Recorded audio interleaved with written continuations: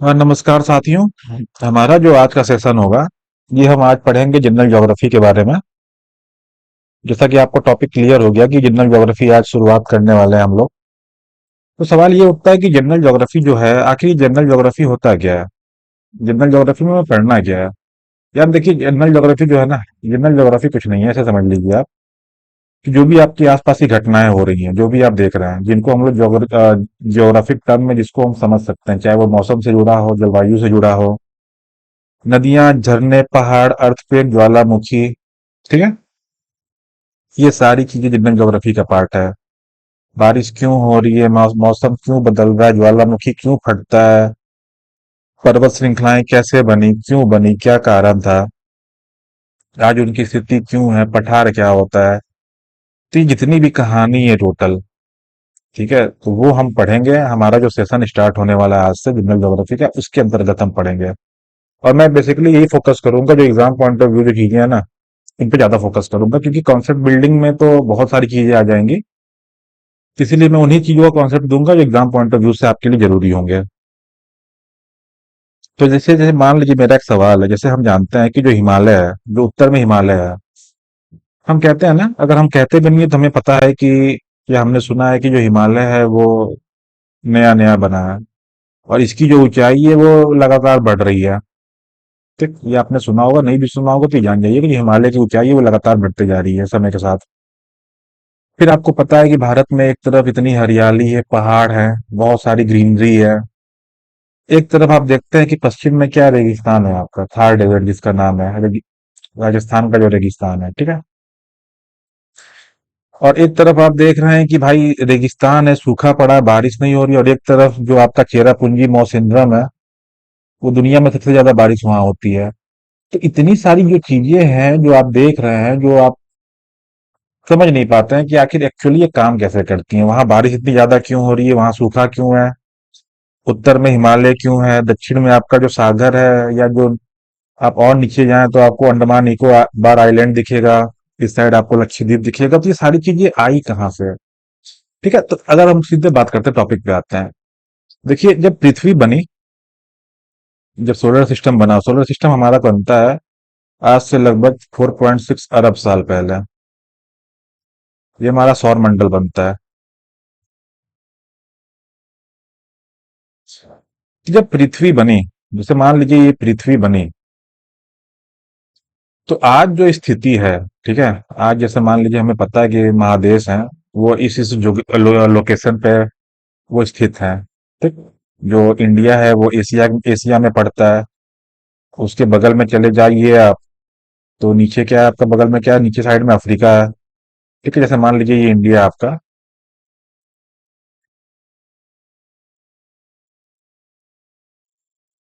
इधर क्या है आपका, अफ्रीका है। ये बढ़ गया, ये यहाँ पे आपका यूरोप है। फिर ये आपका पूरा ये एशिया है। यहाँ क्या है आपका, ये आपका ऑस्ट्रेलिया है।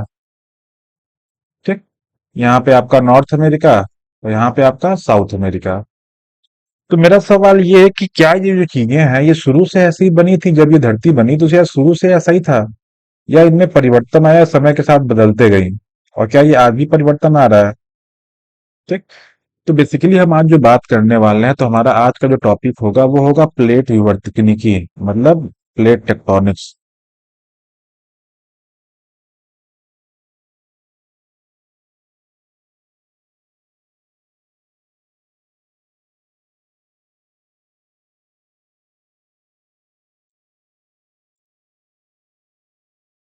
अब प्लेट टेक्टोनिक्स होता क्या है, इसे क्यों पढ़ना चाहिए, क्या जरूरत है? अब इसकी जरूरत समझने के लिए मैं आपको कुछ बताता हूँ कि ये पढ़ना क्यों चाहिए इसे। ये भारत है आपका। आपको ये पता है कि ये हिमालय रेंज है आपका, ये ठीक है, हिमालय वाला श्रृंखला है, हिमालय माउंटेन रेंज है ये पूरा। ठीक, उसके थोड़ा ऊपर जाएंगे तो आपको ये लद्दाख वाला और जस्कर वाला एरिया मिलेगा। इसके ऊपर जाएंगे तो ये काराकोरम पर्वत श्रृंखला मिलेगी। नीचे आपने देखा तो यहाँ पे क्या है, अरावली है। उसके नीचे आप आएंगे तो वेस्टर्न घाट है, यहाँ पे क्या है, ईस्टर्न घाट है। ठीक है, पश्चिमी घाट और पूर्वी घाट। यहाँ पे आपने देखा कि थार रेगिस्तान है। ये पूरा एरिया कौन सा है, रेगिस्तान वाला एरिया। यहाँ पे आप देखते हैं, यहाँ पे आपका चेरापूंजी है, जहाँ पे क्या होता है, सबसे ज्यादा बारिश होती है। ठीक। ये पूरा एरिया जो है नॉर्थ इंडिया का, ये क्या है, पूरा समतल भूमि है, यहाँ बहुत ज्यादा कृषि होती है। यहाँ पे आप देख रहे हैं साउथ इंडिया में, यहाँ पे क्या है, पठार एरिया है, जिसे हम क्या कहते हैं, दक्कन का पठार।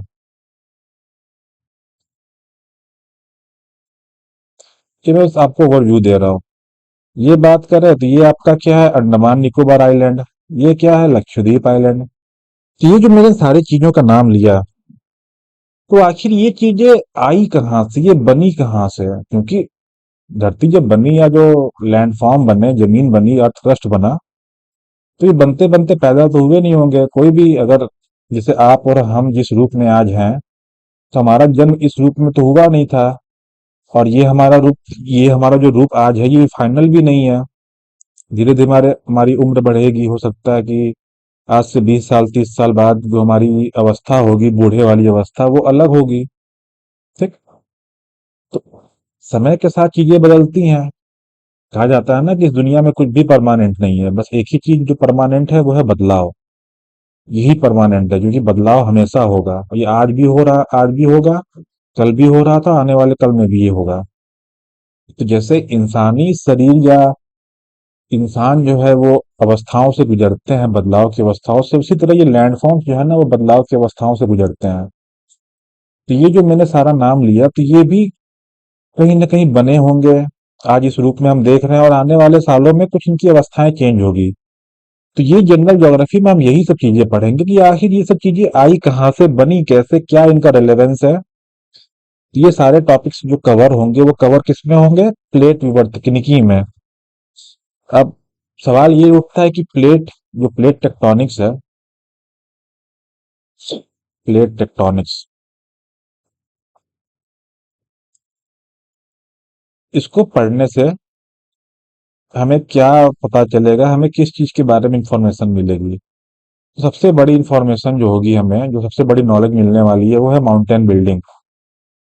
यानी जो पहाड़ बने, चाहे आप दुनिया में कोई भी पहाड़ उठा लीजिए, ये जो सीरीज लेक्चर कंप्लीट हो जाएगा तो आप उसको एक्सप्लेन कर पाएंगे कि वो पहाड़ बना तो बना क्यों, और बना तो आखिर वहीं पे क्यों बना, उसका लोकेशन वहीं क्यों था।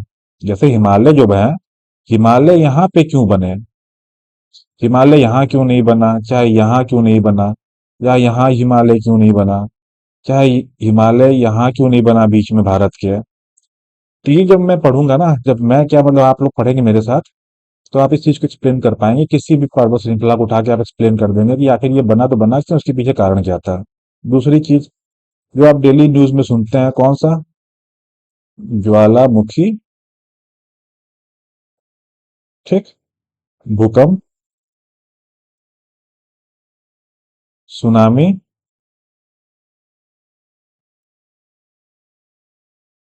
ठीक है, ये सारी चीजें इस लेक्चर के बाद आप, कहते हैं ना कैसे, हवा में उड़ा देंगे। हवा में उड़ाने का मतलब हुआ कि इजीली एक्सप्लेन कर देंगे। लेकिन इनको समझने के लिए पहले हमें क्या होगा, प्लेट टेक्टोनिक्स पढ़ना होगा, उसे जानना होगा। चलिए उसमें शुरू करते हैं, आते हैं लेक्चर पे।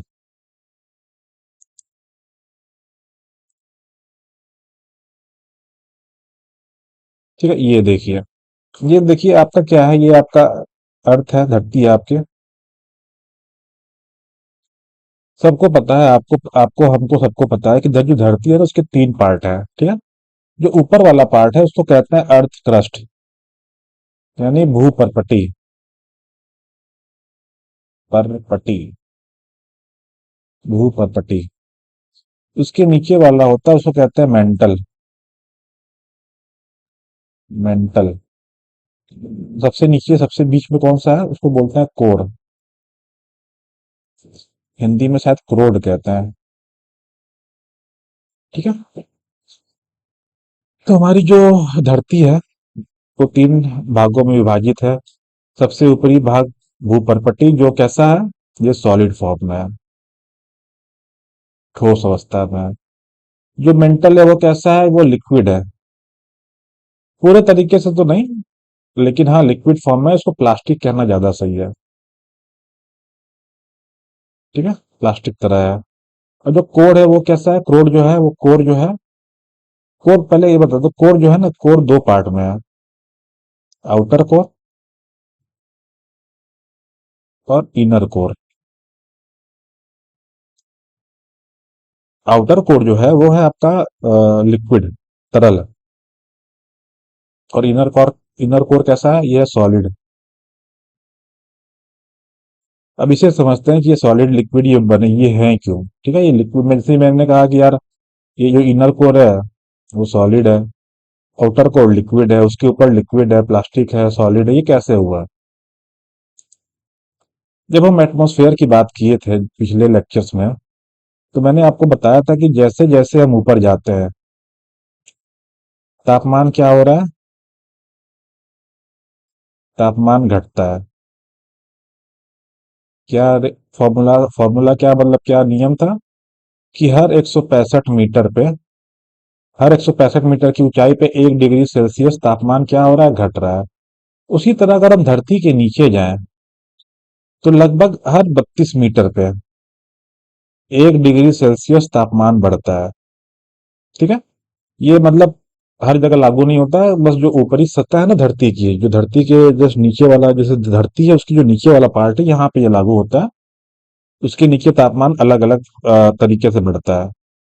लेकिन हम मोटा मोटी आपको आइडिया दे रहे हैं कि भाई नीचे जाने पे क्या हो रहा है, तापमान क्या हो रहा है, बढ़ रहा है।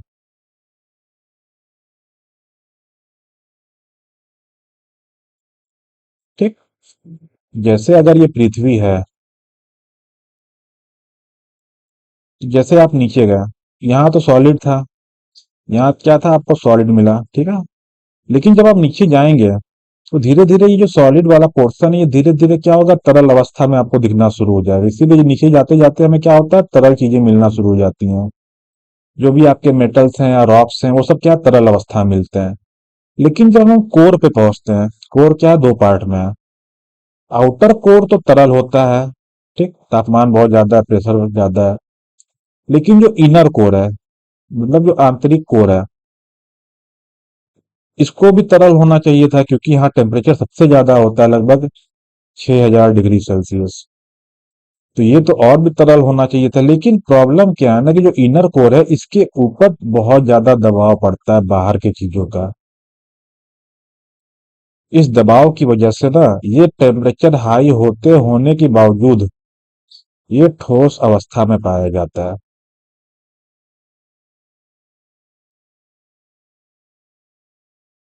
ठीक है, तो इन सब चीजों का तो हमें काम नहीं है, बेसिक मैंने आइडिया दे दिया कि कैसे ये चीजें हैं, धरती के अंदर क्या हो रहा है। तो हम समझते हैं कि जो हमारे काम की चीजें हैं, जो प्लेट टेक्टोनिक्स पे काम आएंगी, उनको समझते हैं थोड़ा। ठीक है, मान लीजिए कि मैंने, सॉरी, मैंने धरती का एक इंटरसेक्शन ले लिया, जैसे ये था।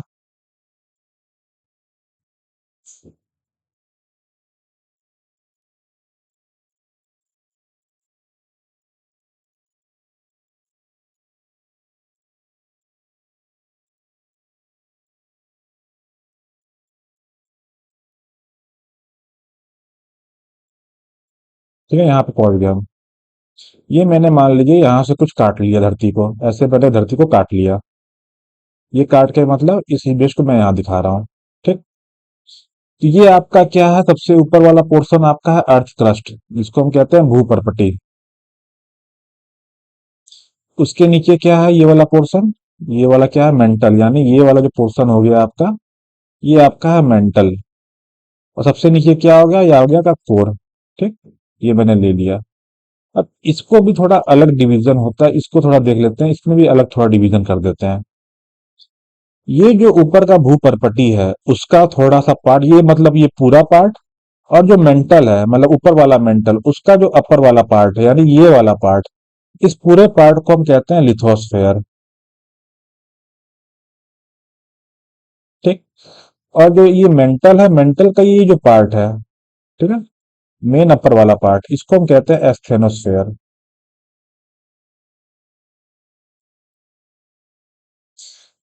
तो सवाल ये उठता है कि भाई जब पहले से डिवीजन बना हुआ है कि एक क्रस्ट है, मेंटल है, कोर है, तो फिर मैं लिथोस्फेयर और एस्थोनोस्फेयर लेके क्यों चल रहा हूँ? मैं इसलिए चल रहा हूँ कि दोनों की प्रॉपर्टी थोड़ी अलग होती है। जो लिथोस्फेयर है वो किससे मिलके बना है? भूपर्पटी से प्लस ऊपरी मेंटल से। ये जो है ना, ये पूरा तरह से ठोस होता है। उसके नीचे आपका मिलता है एस्थेनोस्फेयर।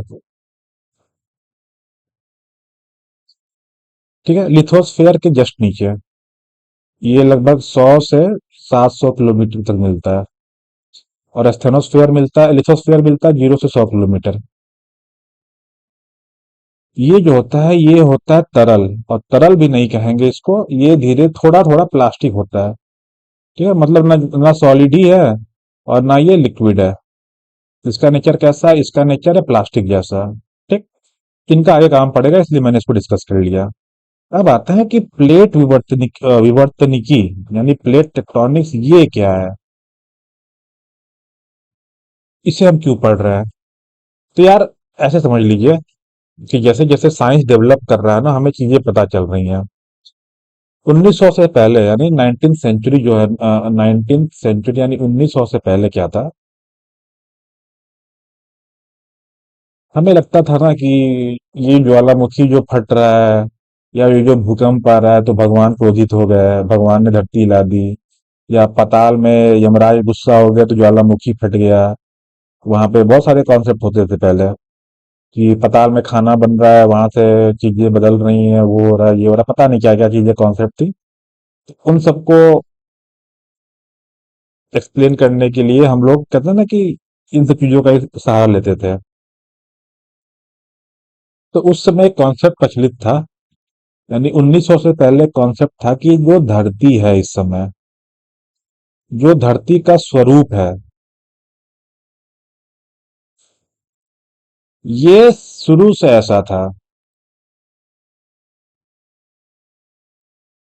शुरू से ही क्या था? ऐसा ही था। मतलब आज जो देश जहां है, आज जो नदियां जैसे हैं, आज जो पहाड़ जिस रूप में है, ये शुरू से ऐसे ही थे।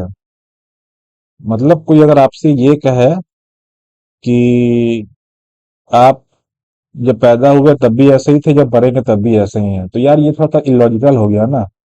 क्योंकि अवस्थाएं बदलती हैं समय के साथ, चाहे वो कोई भी चीज हो। हर चीज की जो अवस्था होती है वो समय के साथ बदलती है। तो ये कॉन्सेप्ट पहले प्रचलित था कि जो धरती का स्वरूप है वो शुरू से ऐसा था। बाद में क्या हुआ, धीरे धीरे बाद में 1950s और 40s का जो टाइम था, 40s 50s का जो टाइम था, ऐसे समझ लीजिए कि mid 90s, mid 19th century, mid 19th century भी नहीं, मिड 20th सेंचुरी, यानी 1950 के पास, 1950 के दशक में आते आते एक कॉन्सेप्ट आया, अल्फ्रेड वेगनर ने कॉन्सेप्ट दिया,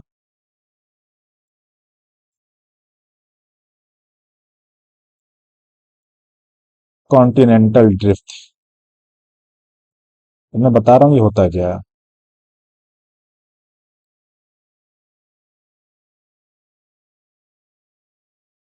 इन्होंने ये कहा कि भाई जो धरती का स्वरूप है ना, यानी जो देशों का स्वरूप है, इन्होंने बस एरिया कॉन्टिनेंट्स की बात की थी। इन्होंने कहा कि जो आज कॉन्टिनेंट्स का स्वरूप है कि ये अफ्रीका यहाँ पे है, एशिया यहाँ पे है, यूरोप उसके बगल में है, ठीक है, फिर साउथ अमेरिका, नॉर्थ अमेरिका एक दूसरे के नीचे है, ऑस्ट्रेलिया सबसे नीचे है, उससे भी नीचे अंटार्कटिका है, दक्षिणी ध्रुव के पास।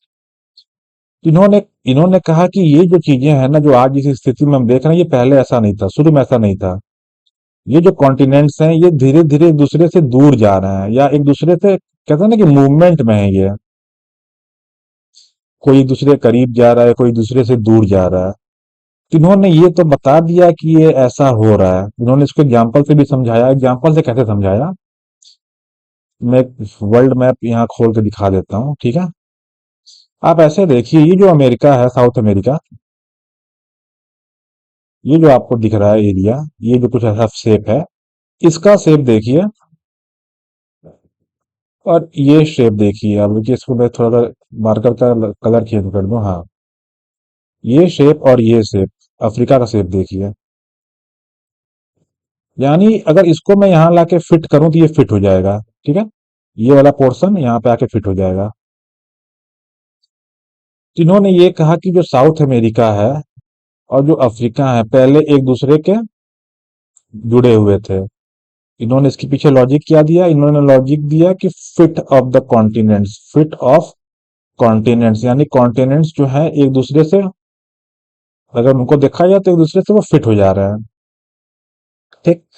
फिर दूसरा उन्होंने क्या कहा, दूसरा उन्होंने ये बात कही कि ये तो चलो कि भाई वो हमने देख लिया कि मैप में या उसके साइज के अनुसार, उसके शेप के अनुसार हमने कह दिया कि एक दूसरे में फिट हो रहे हैं।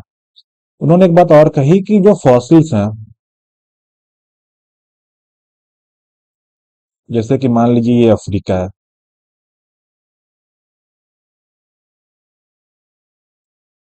और यहाँ पे क्या है आपका, यहाँ पे है आपका साउथ अमेरिका।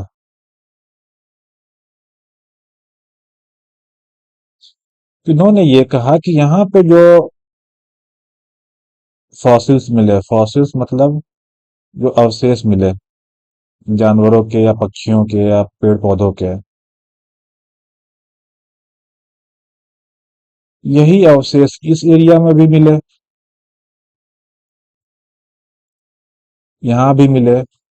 यहाँ पे जो पौधे थे, यहाँ पे जो प्रजातियां थी जो इस एरिया की लोकल थी, वो यहाँ भी मिल रही हैं। लेकिन अभी हम देख रहे हैं तो बीच में यहाँ क्या है, बीच में आपका अटलांटिक ओशन है, अटलांटिक महासागर है। और जिन जानवरों के अवशेषों की बात हो रही है, जीवाश्म की बात हो रही है, वो जानवर न तैर सकते थे न कुछ, वो पौधे ना यहाँ से वहां जा सकते थे, तो फिर यहाँ की चीजें यहाँ कैसे मिली, ये कैसे पॉसिबल हुआ? तो उन्होंने कहा कि यार ये तभी पॉसिबल है जब ये दोनों कॉन्टिनेंट, यानी जो अफ्रीका है और जो अफ्रीका ये और ये साउथ अमेरिका, ये तभी पॉसिबल है जो दोनों साथ में रहे होंगे। कभी एक समय ऐसा रहा होगा दोनों साथ में रहे होंगे, बाद में टूट के दोनों अलग हो गए। तो थ्योरी उन्होंने ये दी इस चीज को प्रूफ करने के लिए। तो यार इनकी बात तो कहीं ना कहीं सबको सही लगी। तो हमने कहा कि हाँ यार बात तो सही कह रहे हो, तुम लॉजिकली बात कर रहे हो। तो लोगों ने कहा कि अच्छा ठीक है चलो मान लेते हैं, लेकिन ये मूवमेंट हुआ क्यों, यानी ये जो मूवमेंट है, ये जो जा रहे हैं एक दूसरे से दूर जा रहे हैं या एक दूसरे के करीब आ रहे हैं, वो मूवमेंट हुआ क्यों, क्या लॉजिक है इसके पीछे, क्यों ऐसा है? तो इस चीज को वो एक्सप्लेन नहीं कर पाए। फिर सवाल उठा कि जो पहाड़ हैं, यानी जो पहाड़ हैं, ठीक, ज्वालामुखी, इसको फिर कैसे एक्सप्लेन करोगे, ये भी एक्सप्लेन नहीं कर पाई है। तो इनका जो थ्योरी था कॉन्टिनेंटल ड्रिफ्ट वाला थ्योरी, वो आधा अधूरा था। बातें इनकी सही थी, लेकिन ये थ्योरी क्या थी, आधी अधूरी थी। इस थ्योरी को किसने पूरा किया? 1960 के दशक में एक थ्योरी आई, प्लेट टेक्टोनिक्स थ्योरी। इस थ्योरी ने सारे आंसर दे दिए और इसी थ्योरी को हमें आगे के लेक्चर में पढ़ना है। ठीक है, तो ये बेसिक आइडिया था जनरल ज्योग्राफी में प्लेट टेक्टोनिक्स थ्योरी क्यों पढ़ना है। जब इसकी हम शुरुआत करेंगे तो हमें बेसिक आइडिया मिल गया कि हमें क्या पढ़ना है इसके अंतर्गत, तो कैसे पढ़ना है और क्यों पढ़ना है। तो अगर ये चीजें आप समझ गए तो आपको ये भी समझ में आ गया होगा कि इसकी इंपॉर्टेंस कितनी है आज के जमाने में। तो नेक्स्ट लेक्चर में हम इसी पे बात करेंगे, शुरुआत हमारी यहीं से होगी। Thank you.